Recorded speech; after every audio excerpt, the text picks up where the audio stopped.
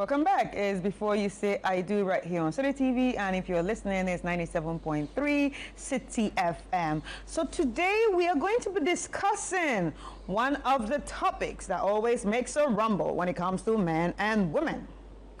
My money is my money, and your money is our money. Usually the women say this. And joining me in the studio is Amos Kevin Annan, CEO of Hearts and Habit Foundation, and he's also a life coach. Hello, sir. Hi. How are you? Nice. Good. Nice meeting you for the first time. Thank you so much. Thank you. It's also nice meeting you. Yep. So, my money is my money, and your money is our money. Where do you think that notion came from? Well, I think that for a lot of individuals who have those as their mindset or the way they carry themselves in the relationship, it would either be some experience that have been shared, lived and shared by others. Other times it's also expectations.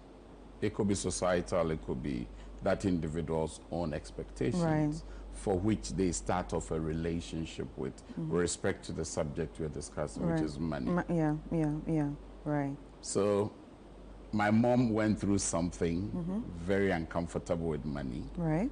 My mom shares that with me. Or I go to the office, colleagues are discussing money and the nuances therewith.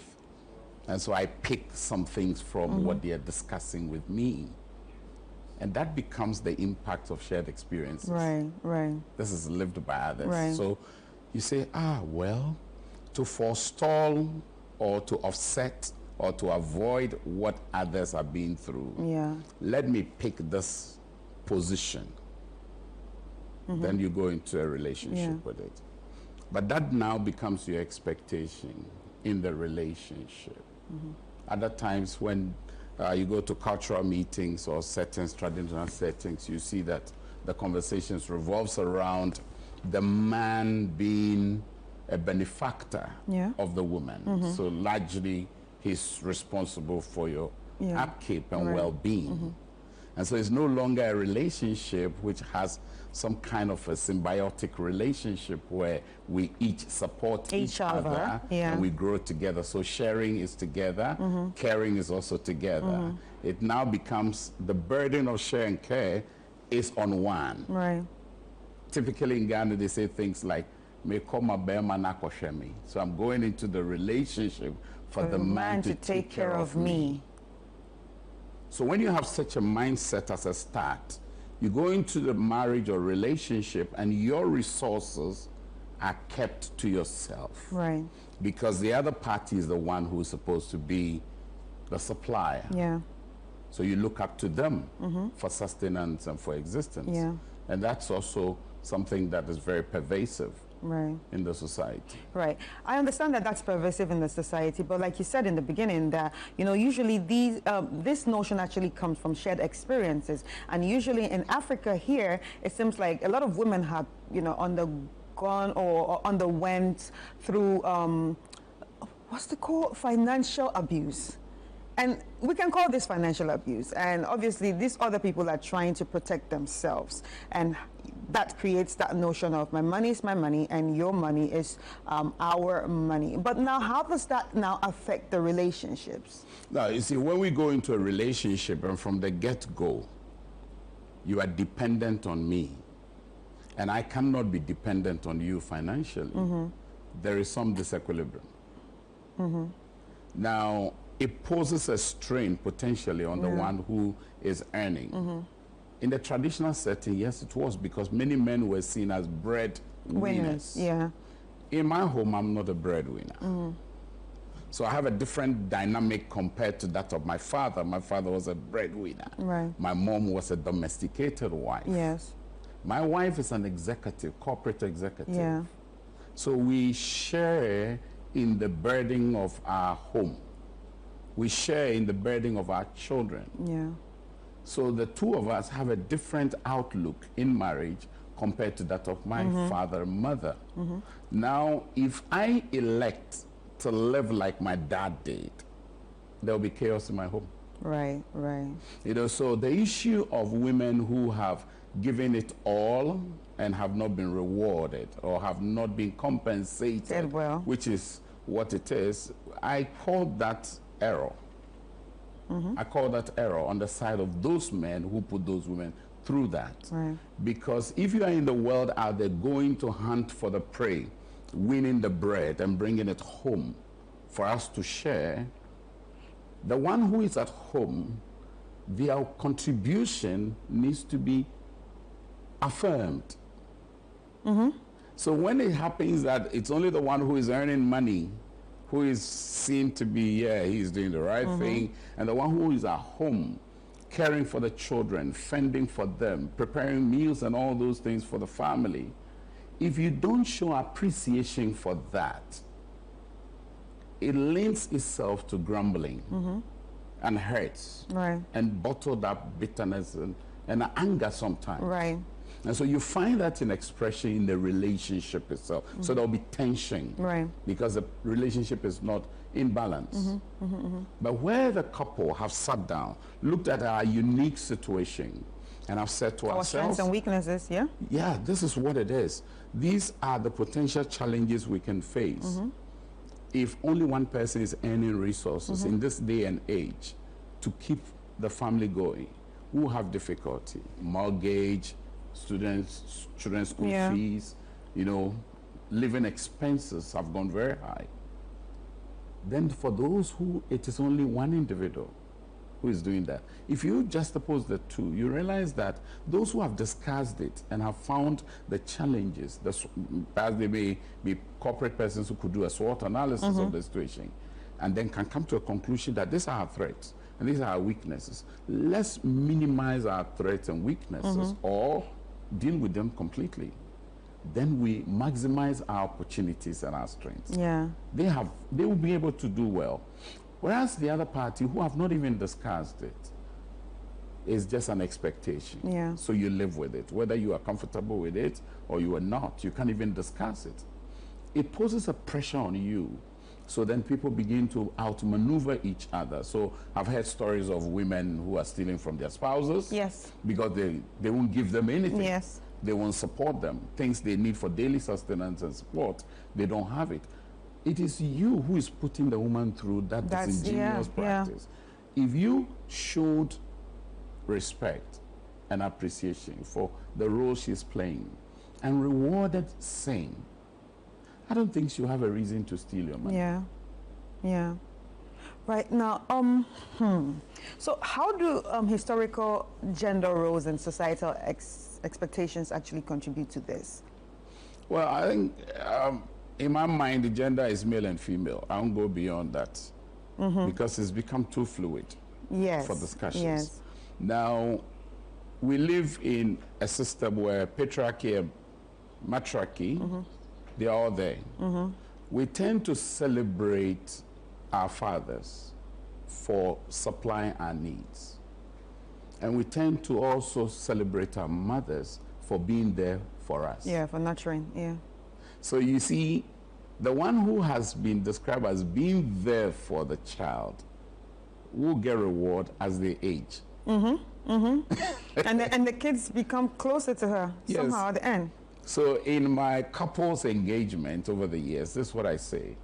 You are together in this. If you see yourself as a team, no one should lose on a winning team. Right. And no one should win on a losing team. Right. In that regard, husband and wife, lovers together, should work together. That will require cooperation. That will require transparency. Honestly disclosing, not being compelled to disclose, because you can be compelled to disclose. Yeah. So the traditional society had its own wiring. It will not necessarily be our wiring today. That doesn't make theirs wrong and ours right. So that doesn't make it harmful? It doesn't make it harmful. Even today's own can be harmful. Can be harmful, yeah.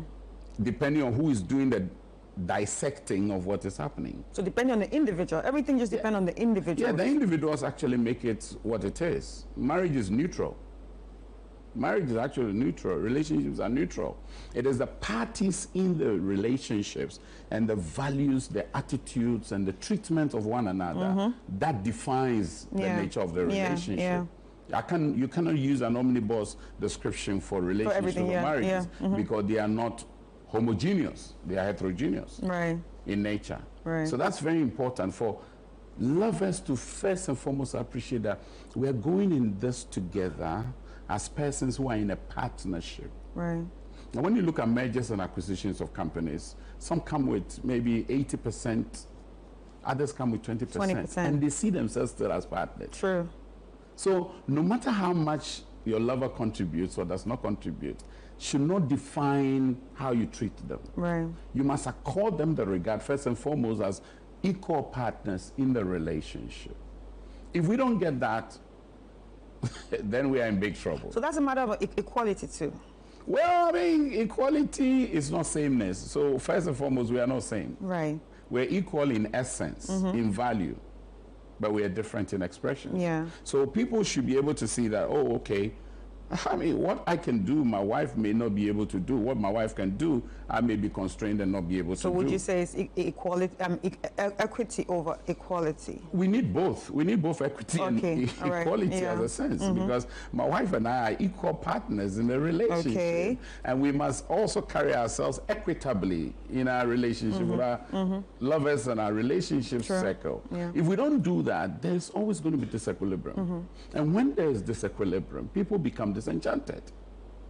And when that happens, it is very easy for things like disrespect to come in. Because inside them, they are carrying grievances. They are carrying a yoke, weight upon them. So rather than being cozy with you, rather than creating chemistry of connection between you and them, they can't. They are constrained. And the environment becomes toxic. I always tell people, when it comes to toxic environment, remember that toxicity is in the degree, not in the reality that there is toxicity. The reason being that living organisms emit toxins. So to the extent that you are alive and I'm alive, we all emit toxins. So we need to be able to ask ourselves, what's our bearable threshold? Because beyond a certain threshold, it's unreasonable to show those. So in me, there's toxicity. In my wife, there's toxicity. In my children, there's an amount of toxicity.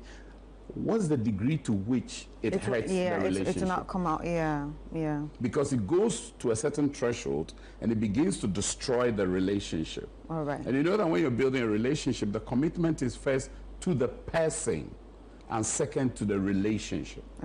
All right. So on that note, let's take a quick break and we will be back to continue this conversation.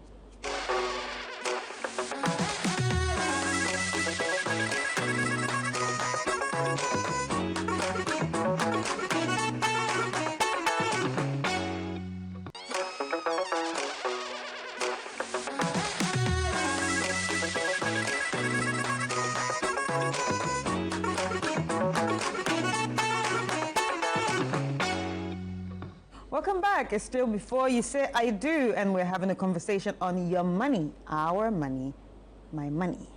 And we're having this conversation with Amos Kevin Annan, the CEO of Hearts and Habits Foundation, and he is also a life coach. All right, so we were talking about toxicity, you know, when it comes to, you know, a certain level of anger that develops in the marriage, or a certain level of, you know, whatever the person is harboring. Now, still on this issue of finances, how does financial trauma, especially someone that have undergone some sort of like financial abuse in the past, how does this affect the new marriage or the new union? So for instance, I've gone through a cycle where my money was exploited from me by a lover. The moment I enter into a new relationship, I securitize my money. I draw rings around it just to protect it. Is that healthy? Well, there is a healthy part, there's an unhealthy part. Break it down. The healthy part is that you don't want to be twice full. The unhealthy part is that you become paranoid and panicky around conversations around money. So now instead of money becoming a tool, it becomes a treasure that you don't want to lose. So it poses a threat. Because money can either be a tool or a treasure that you hold treasure that you hold so dear that now it begins to hurt the relationship. So for instance, you go out on a date. You wouldn't want to spend your money because maybe you've had a situation where you were the spender and the gentleman or a lady who was in your life just came and enjoyed the booty. And that's it. And disappeared. Yeah. So you said to yourself, I don't want to go that route again because I've been there before. If you pulled a tooth before, anytime your tongue grows, it goes into the cavity. Yeah. And that memory stuck with you. Now, gets stuck and stays for a very long time. You've got to now have a way of understanding that you're dealing with a new person. So you err on the side of caution. Right. Don't become reckless or careless. But don't become overly protective of your money. Right. Because then you always look panicky. When the subject of money is broached, no, don't go there, don't talk. Right. You know, and people say that when I see money, I don't know people. Right. This one is not family matter. This one is not relationship matter. You see how they talk. So would you call that a poverty mentality? I won't describe it as poverty mentality as it were, because this will not be necessarily a poor person. Because it can happen to both a poor person and a person who is not poor. Yeah. I mean, a person who has come from a poverty setting, for instance, can also become a grabber. Because they haven't had these things before. Yeah. So when they come, you know, they almost become like gluttons at the table. So you want to be measured. Yeah. The extent to which you allow money to define your values. Money should not define your values. Right. So that you are liberal with it, but you are also careful with exploitation. Right, right. So, but you know, usually we talk about, when we talk about these issues, it always sounds like it's a woman thing. It's always the women that are always so protective of their money and expect the men to actually use their money for the family. But we never really talk about the issue of, you know, prenup, maybe because it's not something that happens here a lot, but there are people with that mindset too. Maybe they might not say it out, but obviously they have that mindset that, okay, I'm coming in here, I don't want this woman to grab my money. Yeah, because some like you said, some people are grabbers. So some men enter a relationship or even a marriage feeling like, this woman, she's a grabber. So my problem is, why are you even entering a marriage with someone that you think is a grabber? So a lot of it has to do with invalidated assumptions. You see, I have an assumption that this person is a grabber. The question I will ask is, have you disclosed this to the person? That in you have this premonition that they're a grabber. Have a conversation. That's what civilized people do. But why do people even want to marry grabbers? Well, I mean, some people want people who can grab their money. Well, they want people who can chase after the money and enjoy as much as they're able to enjoy. Yeah, you see, that's okay, but that person would not complain about saying, let's sign a prenup or something. Some won't complain. I mean, the prenup thing, you know that it started more with the celebrities in Hollywood, in the movie industry, the music industry, the sports personalities. These were the persons who had acquired a lot of wealth. And so people would say, I would want to marry this character because it's a feast for eternity. Yeah. Now, if I see you as a feast of eternity, then I come in to enjoy the booty. So they come with no idea about a contribution to be made. So it's not about what they're bringing on the table, it's what I'm getting from you. Right. So prenups, to the extent that the persons have acquired wealth, property and all that, and they want to have a conversation about what I am coming into the relationship with, it's fine. Right. But where you have a case where the person says, I'm coming into the relationship, I have this source of resource, and this one, I have drawn a ring around it. It has nothing to do with our relationship. How would you feel when somebody starts off a relationship with you on that course? That will actually make me also want to toe the line of my money is my money. Exactly. So you see, we are becoming wiser and overly wise when it comes to money. So when you have people who are in that situation, everybody is trying to play safe. Yes. So there will be no vulnerability when it comes to money. Whereas if you had a decent conversation as matured adults. Relationships are for matured people. Yeah. You're matured enough to say, well, this is what I'm coming into the relationship with. Disclosure is crucial in relationships. The health and well-being of society hinges on relationships of all sorts. But you see, the health of the relationship is hinged on the level of disclosure. Right. If I don't know what's on your mind, I don't know what you're processing in your heart with respect to money, Yeah. how then do I talk about money with you? With you. Right. I can't. I will withhold myself when it comes to money and just give you what you can nod your head. And so that's what we must all guard against. So money is a very sensitive issue, and it's what holds society in terms of our services. Right. I like the way you said disclosure is actually very important. So still talking about disclosure, how important is it for one or the couple to actually disclose what they make? Should they? I heard someone on the radio, I think it was Echo last time, he said you should disclose but not full disclosure. So what is it? What should it be? You see, the danger with non-full disclosures is that when there is a discovery, it hurts the relationship. So the person who had just discovered something will ask themselves, what else are you hiding from me? Or what else are you keeping from me? And do you want that instead of voluntarily disclosing? You see, some couples were told that have a joint savings account, whereas they have not discussed the ramifications of that for the parties and for the relationship. So they just went for it. And it's not working. It's not every couple who can have a joint account. My wife and I don't have joint accounts. But we are fully disclosing our resources. I know how much she earns. Now, what you should not do is when you are earning on the side, you don't tell your lover.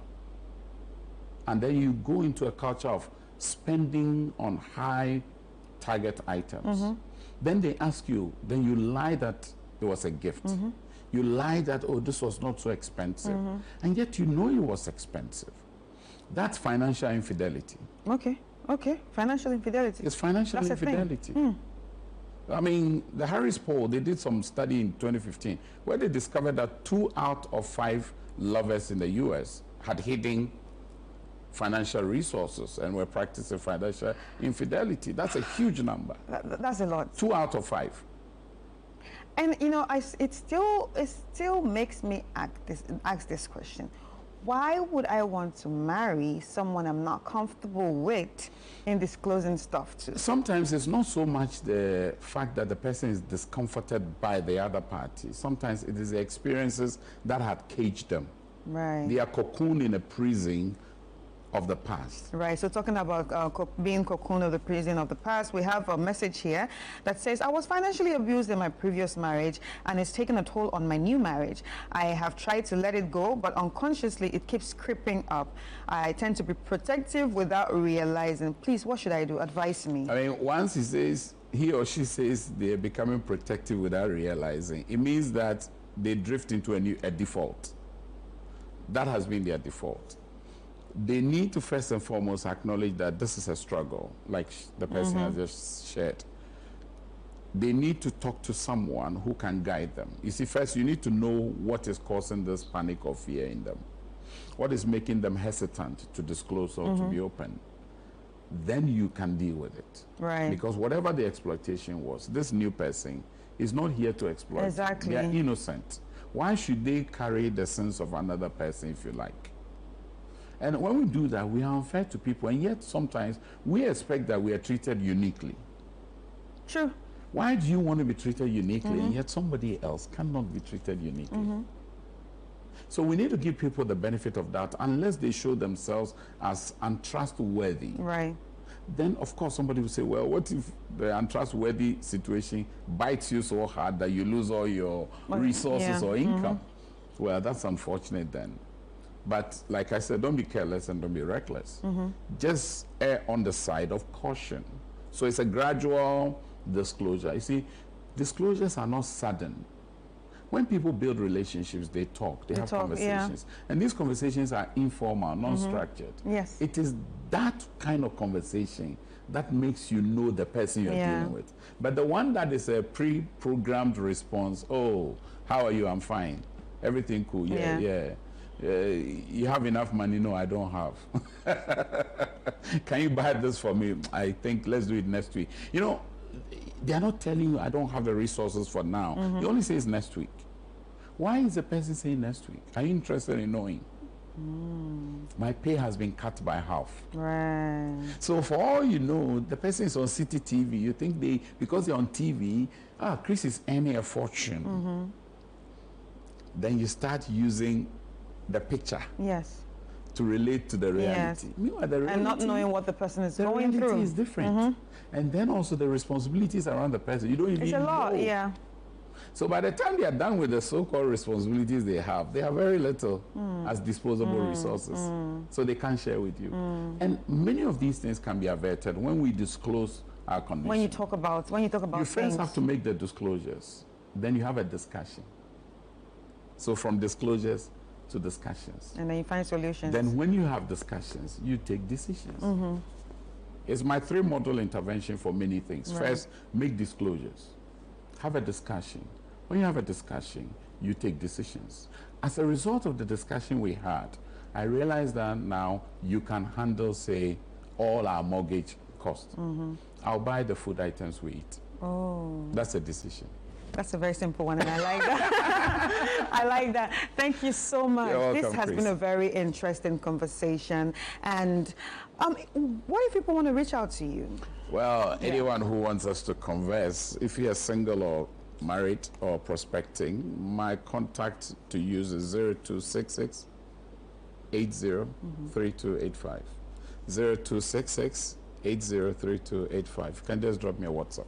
So you just heard from Amos Kevin Annan, who is the CEO of Hearts and Habit Foundation, and he's also a life coach. So just reach out to him. And we had the conversation on your money, our money, my money, which was a very eye-opening conversation that needed to be had before you walk down the aisle. I hope you enjoyed this episode like I did. Remember that we have more episodes coming up with different topics, so do not forget to tune in. My name is Chris Carter, and this has been Before You Say I Do.